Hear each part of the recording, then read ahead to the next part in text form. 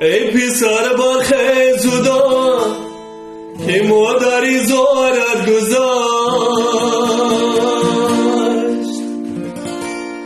مادری دل سوز و غم خوار و به آزارت گذاشت.